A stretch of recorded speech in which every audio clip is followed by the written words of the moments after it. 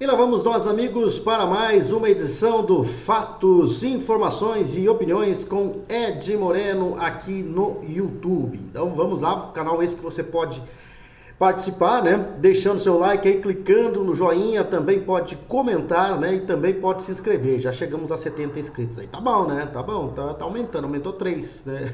Nessa semana aqui. Tá bom, tá bom. O importante é se inscrever. A gente vê que o pessoal assiste muito, né? Nos links que a gente distribui aí no WhatsApp, mas não se inscreve, né? Tá bom, tá dando acesso, mas se inscrever é bom, né? Se inscrever é muito bom, ajuda muito. É só estar logado aí no Google, né, para você se inscrever, rapidão, né? Se inscrever. Pois é, né? Nós estávamos hoje acompanhando as informações políticas em geral, né? E a informação é que chamaram o VAR para a CBF, né? A deputada federal Daniela do Vaguinho, do União Brasil, pediu ao ministro Gilmar Mendes, do Supremo Tribunal Federal, o afastamento do presidente da CBF, Edinaldo Rodrigues. O Cartola se mantém no posto graças a uma liminar concedida por Gilmar Mendes, né, em janeiro do ano passado. Na ocasião, Edinaldo havia sido afastado do cargo e uma medida judicial determinava a nomeação de um interventor na CBF, até que uma nova eleição fosse convocada. A decisão de Mendes, contudo, deu sobrevida ao presidente da CBF, que está até hoje no cargo. Em agosto de 2023, sob a administração de Edinaldo, a CBF fechou uma parceria com o IDP, que é o Instituto Brasileiro de Desenvolvimento de Pesquisa, e do qual o ministro Gilmar Mendes era sócio. Hoje, essa instituição, a IDP, é comandada por seu filho, Francisco Mendes. A notícia da parceria foi retirada do site da entidade após questionamentos sobre a proximidade com Gilmar Mendes. Na petição encaminhada ao STF, ao Extremo Tribunal Federal, ao Supremo, né? Em janeiro, nessa petição, a deputada Daniela do Vaguinho, ela questiona o acordo que validou a eleição de Edinaldo para presidente lá no mês de janeiro, né? E adversários de Edinaldo naquela época, em janeiro, né, assinaram um acordo pelo qual desistiam das ações judiciais e o reconhecia como presidente da CBF. Com base num laudo técnico, a deputada afirma que a assinatura de um deles, o ex-vice-presidente Antônio Carlos Nunes de Lima, conhecido como Coronel Nunes, pode ter sido falsificada. Ela usa um laudo médico para questionar a capacidade cognitiva do Coronel Nunes para assinar tal documento. Políticos tem acompanhado a disputa em torno da CBF. A permanência de Edinaldo como presidente deve-se a um pedido do PCdoB ao Supremo, né, o Partido Comunista Brasileiro, como Partido Comunista do Brasil. O partido indicou Alcino Reis Rocha, filiado à sigla, como secretário-geral da Confederação.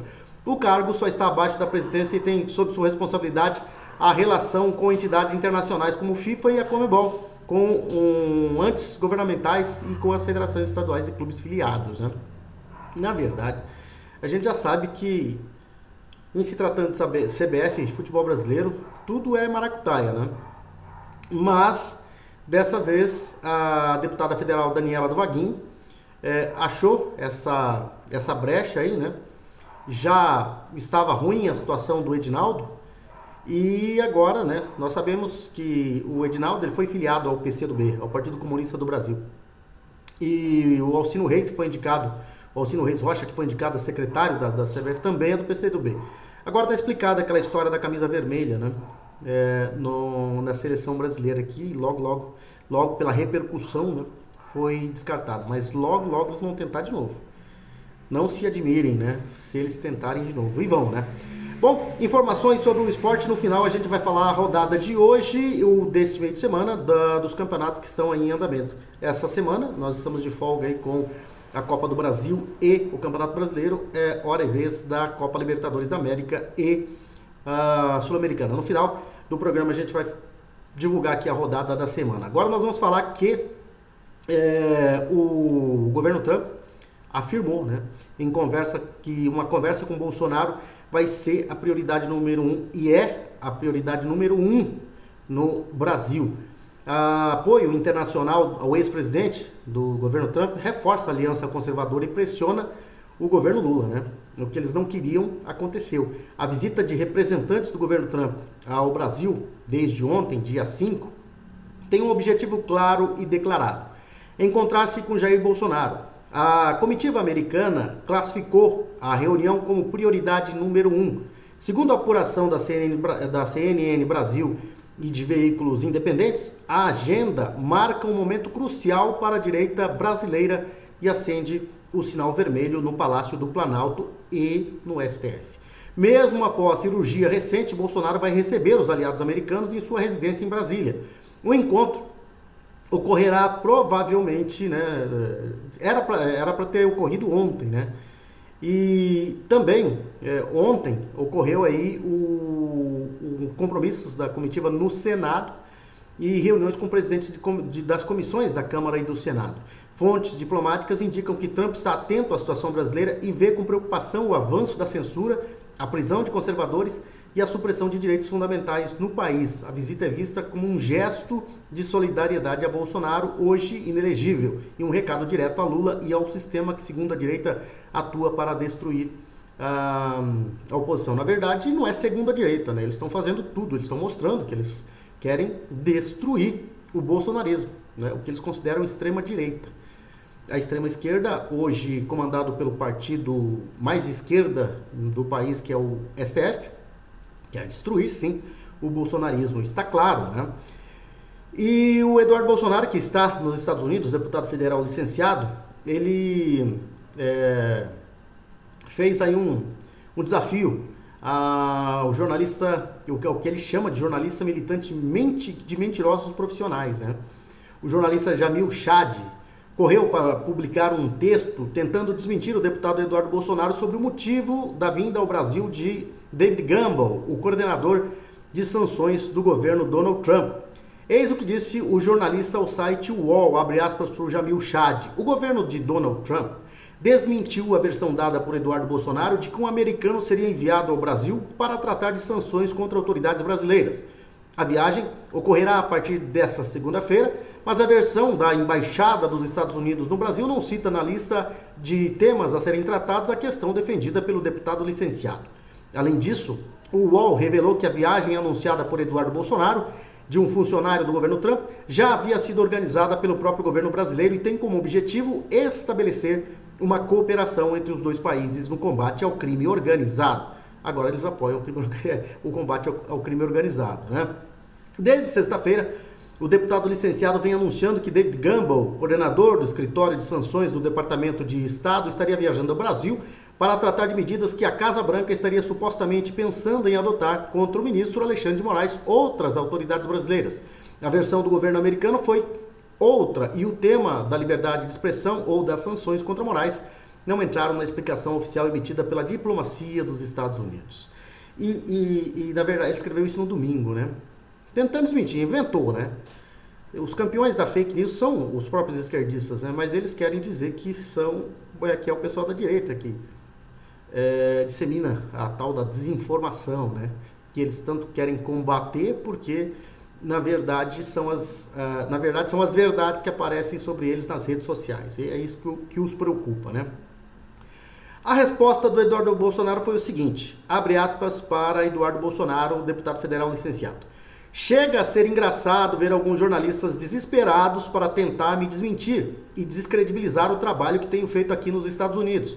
Ainda que a visita do coordenador de sanções dos Estados Unidos ao Brasil fosse apenas sobre o combate ao crime organizado, como alguns dão a entender, isso já bastaria para confirmar a eficiência de tudo o que venho fazendo e dizendo há meses. Em 20 de março, eu publiquei um Twitter, né, sugerindo que meus interlocutores nos Estados Unidos adotassem ações mais duras contra o PCC e outras facções criminosas brasileiras que operam como redes transnacionais de terrorismo. Falei em congelamento de ativos, redes financeiras e sanções. Está tudo lá, preto no branco. Desde aquela época, eu venho trabalhando para que visitas como a de David Gamble aconteçam e abram o caminho para sanções para punir o crime organizado e seus colaboradores onde quer que eles estejam. Mas é curioso, quando os Estados Unidos finalmente mandam ao Brasil seu chefe de sanções para tratar exatamente desse tema, a turma da negação entra em pânico para dizer que não tem nada demais a visita. Só falta dizer que é turismo ou passeio diplomático. Relaxem, se fosse só sobre isso, já seria um grande avanço. Mas quem acompanha meu trabalho em Washington sabe que essa é só uma das frentes e que muito mais coisa está sendo observada durante essa visita. Me cobrem depois. E cobrem também o Jamil Chad e outros mentirosos profissionais que trabalham para não informar o público, mas para servir aos interesses da esquerda pelos quais eles militam, né? O Jamil Chad é fanzaço do Lula, é esquerda total, né? E ele tinha publicado já, né, em março, vou só ler um trechinho aqui para não ficar muito longo, né? Ele tinha publicado um texto do Twitter, né, no Twitter, e ele tweetou lá, recente, que é o X, né, que é o X. A recente operação federal liderada pelo Departamento de Justiça dos Estados Unidos, sob a liderança do Procurador-Geral dos Estados Unidos, Pen Bond, resultou no desmantelamento de uma rede de tráfico de armas de fogo envolvendo 18 cidadãos brasileiros ligados à organização criminosa Primeiro Comando da Capital. Foi o que revelou o alcance e a capacidade operacional preocupantes desse grupo, além das fronteiras brasileiras. A apreensão de mais de 110 armas de fogo, fentanil e munições ressalta a crescente influência do PCC e seus afiliados nos Estados Unidos. E aí ele publicou isso aí e deu mais coisas, né, dando detalhes sobre essa operação, e ali começava a operação para considerar o PCC e facções do Brasil como facções terroristas, né? E aí os Estados Unidos têm mais poder de ação contra essas facções, né? Até porque eles agem dentro dos Estados Unidos. E como o Eduardo Bolsonaro vem falando há tempos que o Alexandre de Moraes pode sofrer sanções dos Estados Unidos, veio essa comitiva, né, do Eduardo, comandada pelo Eduardo Gambel, né, mandada pelo Donald Trump, desde ontem. E aí os jornalistas de esquerda estão dizendo, não tem nada a ver com o STF, né? O STF e os seus ministros que antes tiravam onda, os jornalistas que diziam que a situação, as punições seriam risíveis, né? Aquelas previsões de punições seriam risíveis, hoje já mudaram de opinião, né? Rombos e rombos aparecem no governo brasileiro, e aí vem essa comitiva dos Estados Unidos já monitorando a situação, depois de toda a monitoração feita, já monitorando as prováveis sanções. Estão aqui no Brasil para acompanhar, né, de perto o que está acontecendo. E o senador Marcos Duval foi um dos mais perseguidos, e ele fala claramente, né, que praticamente está decidido, né? E ele comemorou, inclusive, né, a União Interparlamentar, a UIP, uma organização internacional que reúne parlamentos de 181 países, tem se posicionado sobre os ataques que o senador Marcos Duval tem sofrido, supostamente orquestrados pelo ministro Alexandre de Moraes do Supremo Tribunal Federal. Recentemente, o senador denunciou uma série de ações contra ele, como o bloqueio de suas redes sociais, a invasão de sua residência, a apreensão de passaportes e o confisco de bens e salário, além de uma multa de 50 milhões de reais. Tais medidas, segundo o parlamentar, representam uma retaliação às suas declarações, apesar de parlamentares terem imunidade garantida pela Constituição para suas opiniões, palavras e votos. Em abril de 2025, durante a reunião do Conselho Diretor da UIP, a União Interparlamentar, a organização expressou sua preocupação com as violações de direitos que Marcos Duval vem enfrentando. A decisão da UIP reconhece, né, as ameaças e intimidações que o senador sofreu, além da ausência de um devido processo legal nas ações contra ele, o senador Marcos Duval. E essa organização ressaltou também que as restrições à liberdade de expressão e a obstrução do trabalho parlamentar, que seriam consequências de atitudes do ministro Alexandre de Moraes, que isso passou dos limites, né? E a União Interparlamentar propôs que a visita de uma delegação da entidade ao Brasil pudesse ajudar na solução e na resolução rápida e justa desse impasse. Esse posicionamento dessa chamada UIP, a União Interparlamentar, reflete o resultado da 150ª Assembleia da Organização realizada no Uzbequistão, onde parlamentares de diversos países, incluindo do Brasil, destacaram a importância de fóruns internacionais como espaços para a diplomacia parlamentar. Deputados brasileiros como Murilo Galdino e Laura Carneiro participaram do evento e consideraram-no como um dos mais relevantes para discutir a cooperação entre parlamentares globais e a defesa de direitos fundamentais. A União Internacional Parlamentar, né, que também participou da organização da 10ª Cúpula de Presidentes dos Parlamentos do G20, em Brasília, em 2024, tem defendido uma maior cooperação internacional para fortalecer os parlamentos no enfrentamento de questões emergentes. E durante o evento, líderes parlamentares do G20 emitiram uma declaração conjunta que elogiou os esforços da OIP a promover o diálogo e a cooperação entre parlamentos. Além disso, a declaração que recomendou a entidade internacional parlamentar continue a oferecer seu apoio no combate a violações de direitos parlamentares, como as vivenciadas pelo senador Marcos Duval no Brasil.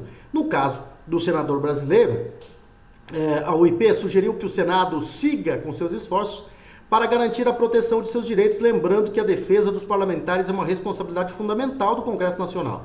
A União Interparlamentar também sugeriu o envio de uma delegação ao Brasil para facilitar a solução desse caso e garantir que os direitos do parlamentar sejam respeitados.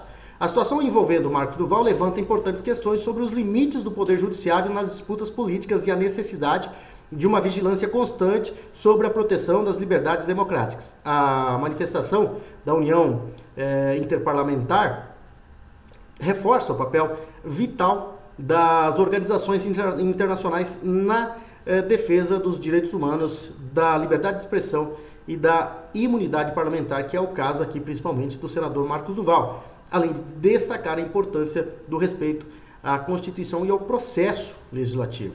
A coisa mudou, né? A coisa mudou, já não é mais no âmbito nacional, né? E essa preocupação aí, né, da União Interparlamentar faz o senador Marcos Duval comemorar. Eu tenho acompanhado o senador Marcos Duval porque ele tem, realmente foi perseguido, né? Mas ele tem sempre dado, apesar da perseguição, sempre dado fortes declarações sobre o ministro Alexandre de Moraes, principalmente, do STF, principalmente do ministro Alexandre de Moraes, né? E ele sempre diz, né, da perseguição, ele sempre chamou o Alexandre de Moraes de ditador, e que o Brasil está vivendo uma ditadura, teve seu passaporte retido, teve suas contas de salário bloqueado, e chegou até a ser ameaçado, né? Segundo ele próprio disse que foi ameaçado. Mas ele também sempre diz que na hora certa ele contra-atacaria. E ele começa a contra-atacar, né? Não sei se ele tem bala na agulha, ele diz que tem, né? Mas ele começa a contra-atacar. E isso ele começou a partir do dia 20 de janeiro, quando o Trump assumiu a presidência dos Estados Unidos, ele começou a atacar, né, com mais veemência, né, com mais contundência. E ele tem mostrado, e ele disse que tem documentos, imagens guardadas para derrubar Alexandre de Moraes. E comemorou muito essa vinda de David Gamble e a sua comitiva aqui ao Brasil desde ontem. E ele disse que está decidido. A situação do Alexandre de Moraes é de sanções, que serão impostas nos próximos dias, né? Quem sabe até junho, né? ou até antes. Mas ele comemorou muito e disse que já está tudo definido, porque o ministro Alexandre de Moraes será punido. Vamos aguardar para ver, né? O Marcos Duval, inclusive, ele disse que aquelas imagens lá do 8 de janeiro, ele tem todas elas guardadas, né? E que não adianta atentarem contra a vida dele, que ele tem isso guardado, e se acontecer alguma coisa com ele, isso vai vir à tona. E que no momento certo ele trará isso de volta. Então vamos aguardar e esperar que ele esteja falando a verdade. A coisa que eu sei e que a gente tem visto é que o senador Marcos Duval realmente faz hora que ele está falando: eu tenho muita coisa em mãos, eu só não estava sendo ouvido. Agora a situação mudou, né? Tem essa situação da União Interparlamentar, a OIP, e tem também aquela Comissão de Direitos Humanos, né, que veio aqui no Brasil em fevereiro, né? E agora tem essa comitiva, né, liderada pelo David Gamble, e que já vem para, segundo o Marcos Duval, já para aplicar sanções autoridades brasileiras, né, que atacam a liberdade de expressão, né, e a democracia e cerceiam os direitos humanos de muitas pessoas, como é o caso dos presos políticos do 8 de janeiro. Então vamos aguardar, né, para ver o que é que tem aí de novidade. Agora sim, vamos às informações esportivas. Não, antes vamos falar da COP, né, da COP, da Solo Forte e do Baturité, que são os nossos apoiadores, né, que são os nossos parceiros comerciais e que estão sempre conosco nessa jornada, né, desde que nós começamos aqui. A Solo Forte já está desde o começo, né, com a gente aqui, foi uma das que mais nos incentivou, né, e depois entrou o Carlos lá da Baturité e a COP Home Office, que tem dado uma força muito grande para nós aqui, está desde o mês passado, né, completando um mês conosco aqui, e a gente espera que seja uma grande parceria. Vem aí o Bob's, né, também, o Bob's MS vem para cá, né, e aí nós estaremos também como anunciante já. Então tá engrenando, né. Eu quero lembrar para você que ali no Baturité, na conveniência do nosso amigo Carlinhos Dalzaker, na rua Baltazar Saldanha, e em frente à GESU praticamente em frente, na divisa ali da GESU com a Escola Estadual Dr. Miguel Marcondes Armando, tem ali, né, você pode tomar uma cervejinha gelada ali, um suco, você que não bebe, não consome bebida alcoólica, né, tem um suco natural, tem refrigerantes e, claro, aquele saboroso espetinho preparado pela família do Carlos Dalzaker, num ambiente familiar. Você que às vezes está com pressa, não quer pegar fila em supermercado, a conveniência do Carlos Dalzaker, a Baturité Conveniência, é surtida e tem muita coisa que você pode evitar, então, assim, as filas dos supermercados, né? E temos também, né, como já disse, da Solo Forte e o apoio da COP Home Office, esse projeto inovador, moderno, que vem para embelezar ainda mais a cidade de Ponta Porã, nossa princesinha dos Ervais, né? A perfeita integração entre casa, escritório e lazer, inovador, moderno, arrojado e perfeito. COP Home Office é um empreendimento único e exclusivo que chegou para mudar o conceito de morar e empreender em Ponta Porã. Versátil, completo, confortável e projetado com a melhor infraestrutura tecnológica e de segurança, o COP Home Office é realmente perfeito. Perfeito para você que quer dar um upgrade na sua empresa, né, e alcançar novos tempos. Perfeito para você que pode adquirir uma laje inteira para realizar um grande projeto. Perfeito para você que deseja conciliar casa, empreendedorismo e mais tempo para a família. Perfeito para a sua família que merece sempre mais conforto, segurança, lazer e qualidade de vida. COP Home Office. Venha morar, empreender e ser feliz, né, na COP Home Office, COP Incorporadora e Construtora, que tem apartamentos de 43 a 259 metros quadrados e salas comerciais a partir de 23 metros quadrados. Fica ali na frente do supermercado Bom Gosto, aquele prédio bonito que está em fase de conclusão ali, né? E o escritório de vendas, onde você vai encontrar a nossa equipe de vendas lá da COP Home Office, fica ali no prédio do supermercado Bom Gosto, né? É só você entrar no primeiro andar ali pela deputada Aurora Moreira, né? Praticamente em frente ao prédio que está sendo construído, você já vai ver a maquete do prédio ali, aí você pode ir lá, a nossa equipe vai estar te atendendo e você vai ver a planta de todo o projeto, desse projeto inovador, moderno e arrojado que tem a COP Home Office aqui em Ponta Porã. Bom, vamos à rodada então da Libertadores dessa semana, começa hoje já, daqui a pouquinho tem bola rolando, né? O Aliança Lima joga com São Paulo,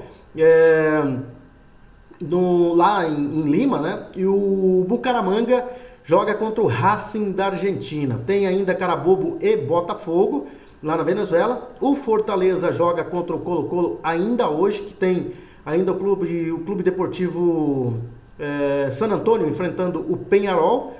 O Bahia joga contra o Nacional amanhã. Também amanhã tem Deportivo Táchira e LDU Quito. Universidade do Chile joga contra o Estudiantes. O Cerro Porteño, às 20h30 de amanhã, quarta-feira, enfrenta o Palmeiras. O Central Córdoba recebe o Flamengo também às 20h30. Às 22 horas tem Sport de Cristal e Bolívar. E na quinta-feira tem Talheres e Libertad, Vélez, Sarsfield e Olímpia, Atlético Nacional e Internacional, Atlético Nacional de Medellín, né?